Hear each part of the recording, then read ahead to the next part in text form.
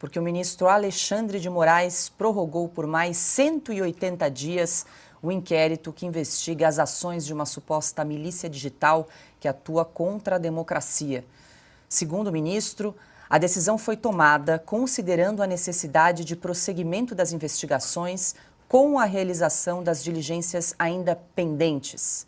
Vale lembrar que essa investigação começou em julho de 2021, depois de o ministro Alexandre de Moraes ter determinado o arquivamento a pedido da Procuradoria-Geral da República do inquérito que investigou atos antidemocráticos a partir de abril de 2020. Ana, essa é a 10ª vez, então, que esse inquérito da suposta milícia digital é prorrogado. Ele é um filhote, né? Ele derivou do outro inquérito dos atos antidemocráticos. É até difícil para a gente, né, para nós aqui da imprensa, acompanhar tantos inquéritos que são abertos, que foram abertos aí de ofício por conta própria pelo Supremo Tribunal Federal. E agora estamos dando essa notícia que este inquérito foi prorrogado por mais 180 dias pelo ministro Alexandre de Moraes. Pois é, Paula, tem que fica o questionamento é se a Choquei, por exemplo, será investigada. Quem sabe se nesses 180 dias a Choquei vai entrar, né? Porque estamos falando de milícias digitais, né, de uma empresa que abrange aí vários influencers criticando certas pessoas, certos políticos, todos ao mesmo tempo, de uma maneira muito bem orquestrada? Acho que não, né? Agora, de novo, Paula, onde está o senhor Rodrigo Pacheco? Porque Moraes a gente já sabe, né? Não quero dar nenhum spoiler, que daqui a pouco eu vou ler um trechinho do texto do Guzzo, mas o Moraes não tem mais nenhum freio. Ele não vai parar mais. Ele não tem como parar. Ele só tem agora a única opção para ele é avançar, é seguir nessa batida totalitária, né? E aí, quando alguém pergunta, mas ministro, inquéritos eles não podem permanecer abertos para sempre. Ele dá de ombros. Vai acabar quando terminar. E fica por isso mesmo. E aí, Rodrigo Pacheco fica por isso mesmo. E aí, nesse efeito dominó, né, nessa trama toda de uma coisa vai puxando a outra, eu insisto que nós temos que começar a falar da extinção coelhos. Será isso? Ana, desculpa que travou aqui. Bom, enquanto a gente restabelece contato com a Ana Adalberto Piotto, 10ª vez aí, então, que esse inquérito é prorrogado pelo ministro Alexandre de Moraes. No direito não pode ter prorrogação infinita de inquérito. No direito. No que está sendo praticado, no entendimento do ministro Alexandre de Moraes, aí eu me declaro aqui incompetente para julgar, porque, enfim, ele posterga. Inquérito, a lógica de um inquérito é muito simples. Se tem ali uma evidência concreta contra alguém, é necessário, obviamente, se juntar mais provas para que aquilo vá adiante. Você tem um prazo para juntar, esse prazo é normalmente prorrogável, às vezes, mas não muito tempo. Se você consegue juntar, apresenta-se uma decisão de que aquela pessoa é culpada. E aí, obviamente, dá-se andamento a todo o processo. Se o inquérito não é capaz, bom, encerra-se o inquérito e acabou. Pode ser reaberto com uma novidade, mas não é o caso. Aqui não, aqui termina quando acabar, como lembrou a Ana, numa declaração do próprio ministro Alexandre de Moraes. Eu só vou repisar aqui algo muito rápido. A profissão mais difícil hoje no Brasil é a de professor de direito, porque uma coisa é o que está na Constituição, no Código de Processo Penal, pacificado, compreendido, com muitos legisladores que deixaram muito claro o que é certo ou não, enfim. A outra coisa é o que ministros do Supremo decidem, sabe-se lá, motivados por o quê. Augusto, e vale lembrar que o inquérito das fake news completa 5 anos agora nesse mês de março, sem conclusão. 5 anos. Sem nenhum denunciado, sem nenhuma ação penal aberta. Como diz o Alexandre de Moraes, agora ele comanda uma vara criminal.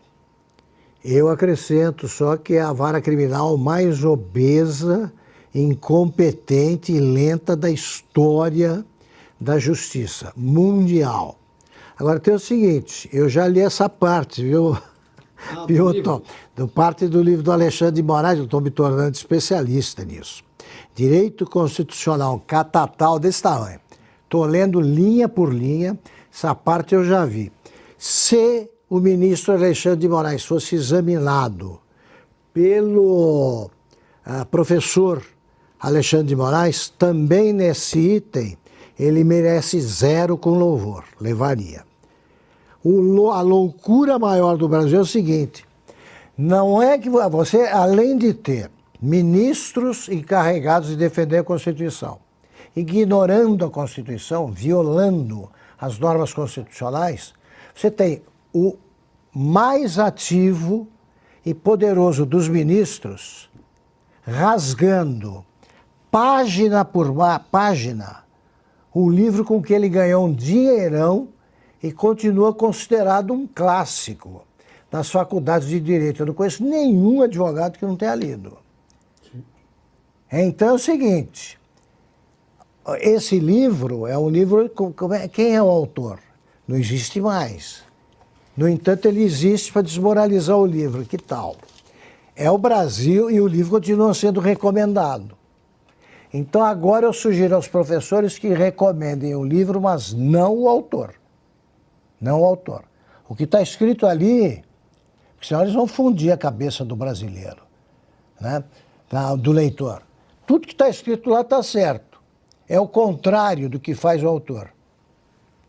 Olha, eu sou testemunha, que eu vi quando chegou o livro aqui. Você viu? Sim, trabalho. Eu tenho o privilégio de trabalhar ao lado de Augusto Nunes. Eu vi quando chegou fechadinho no plástico. Você viu? Dessa Você viu o grossura. entusiasmo com que eu abri o livro. Exatamente. Porque Vem artigo por aí, né? Vou fazer isso, vou confrontar todas as decisões do ministro Alexandre de Moraes com o que diz no livro o professor Alexandre de Moraes. É um caso gravíssimo de esquizofrenia, né? Que tem tudo a ver com as nossas vidas e com a vida institucional do país. Eu vou jogar para a Ana concluir o raciocínio. Ana. Será que o professor Alexandre de Moraes vai ser incluído no inquérito das fake news, então, Augusto? O que não é, porque... O professor merece voz de prisão. Então, não faz sentido, né? O professor do livro, hoje, de acordo com o ministro, é um professor mentiroso. O que eu ia concluir, Paula, é que tudo isso que nós vemos e comentamos todos os dias, né, e como o Augusto colocou, às vezes não dá tempo da gente comentar uma coisa de ontem, porque hoje já aconteceu outra coisa em cima, e o Alexandre de Moraes já cometeu outra inconstitucionalidade, e o Supremo já atropelou mais uma prerrogativa do Legislativo, e assim por diante. Então, eu acho que em algum momento nós precisamos voltar a fazer pressão na Câmara dos Deputados para que eles tirem, o presidente Arthur Lira tire da gaveta o projeto da extinção do foro por prerrogativa de função, que já passou no Senado. O senador Eduardo Girão disse que já passou no Senado, que agora está na gaveta do Arthur Lira, porque com o foro por prerrogativa de função, esse famigerado foro privilegiado, os parlamentares eles ficam à mercê dos desejos dos Supremos, dos ministros, né? Muitos desses desejos inconstitucionais, ilegais, tirânicos, né? E por que não dizer até narcisistas, esquizofrênicos, como Augusto colocou. Então, desamarrando, digamos assim, os parlamentares, né, dessa corda, dessa forca que mantém todos eles quietinhos e adestrados ao Supremo Tribunal Federal, talvez sem o foro por prerrogativa de função, eles criem a independência e a coragem, e encontrem a coragem necessária para colocar, né, no plenário, ali no Senado principalmente, uma votação de um impeachment de um ministro que insistentemente comete ilegalidades e inconstitucionalidades, como o ministro Alexandre de Moraes. Piotr, quer? Não, rapidamente, eu tenho certeza que o Alexandre já passou por essa situação milhões de vezes, mas esse é o tipo de coisa que precisa acabar. Uma casa vai lá e aprova um projeto, a outra casa, o outro presidente da outra casa põe na gaveta. Não pode, porque se o sistema é bicameral, tá tudo bem, todo mundo entende, tem a Câmara e tem o Senado, tá muito claro, uma casa vai lá, vota, isso tem que passar pela outra casa, a outra casa tem que ter no mínimo um prazo para começar a analisar. Eu sei que cada casa tem lá seus trâmites, entendo, tem que passar por essa e aquela outra comissão, tudo bem, mas tudo isso também tem prazo. Agora, gaveta não é lugar de projeto de lei. Ainda mais um projeto que já foi aprovado no Senado, como está lembrando a Ana aqui. Tem coisa ao contrário também, né? A história da saidinha não era aprovada no Senado também, a Câmara já tinha se manifestado. Também estava na gaveta. Precisou a morte de um policial mineiro para que o presidente do Senado se manifestasse e pusesse aquilo para avançar. Mas vamos lá, o que não pode é uma casa aprovar um assunto, um projeto de lei, ou seja, a manifestação dos parlamentares eleitos democraticamente, representantes do povo, e a outra casa, por uma decisão monocrática do presidente daquela casa, colocar na gaveta. Aí esse sistema bicameral está falido. E com ele leva junto a representatividade popular, que não vê solução para absolutamente nada, porque está na gaveta, ou seja, na gaveta é nada. Não é nem aprovação, nem reprovação, é gaveta. E gaveta não é lugar de projeto de lei. Alexandre? Pois é, amanhã eu completo 48 anos de Brasília. Mas tem coisas que eu já vi e coisas que eu nunca vi. A Ana Paula mencionou uma palavrinha, freio. A gente sabe que o autor da definição de três poderes, da teoria de três poderes, Montesquieu, né, falou em freios e contrapesos. Não há mais, isso eu nunca vi. Não há mais aqui, em Brasília, nem freio, nem contrapeso. Então, é isso que está acontecendo. Porque os freios e os contrapesos são para conter a tirania de algum poder sobre os outros. Serve isso. A Constituição serve para conter a tirania e proteger a nação. E os freios e contrapesos também para dar um equilíbrio nessa balança. No entanto, não é o que a gente tem visto. Por exemplo, ontem fez 5 anos o inquérito do fim do mundo, como chama o ministro Marco Aurélio, que hoje está aposentado. Hoje eu almocei com advogados e eles me disseram: nunca vi um inquérito com esse tempo, com 5 anos, jamais. Um processo sim, mas um inquérito não. 5 anos, jamais. E o inquérito que saiu assim do Supremo, não saiu, como diz a Constituição de 88, do Ministério Público. Artigo 127, artigo 129. Saiu do Supremo, do Regimento Interno, cujo artigo foi derrubado pela Constituição. Né? Derrogado é a palavra. Foi derrogado pela Constituição. Precisa da iniciativa de algo que não aconteceu dentro do Supremo. Não é um inquérito administrativo. Não aconteceu dentro do Supremo, aconteceu no mundo. Né? Ofensas, calúnias, ameaças a ministros do Supremo. Mas eles são os ameaçados e eles mesmos vão investigar, é outra coisa que... Aí o Piotr diz que professor de direito é a vítima, né? É a pior profissão. Mas quem leu a entrevista do doutor Antônio Cláudio Mariz de Oliveira, que tem 53 anos de advocacia, dizer que agora é o período mais difícil para um advogado, o período mais difícil da defesa. Ele fala nesses julgamentos digitais que não tem sustentação oral, né?